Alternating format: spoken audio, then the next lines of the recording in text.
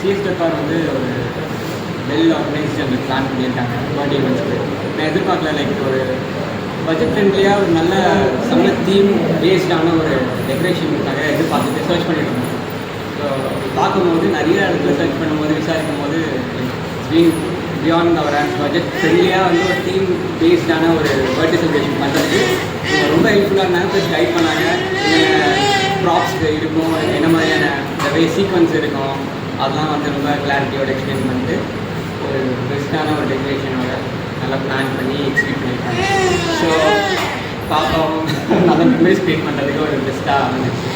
Thanks to சிஎஸ்டெப்பார் and state team. Thank you sir.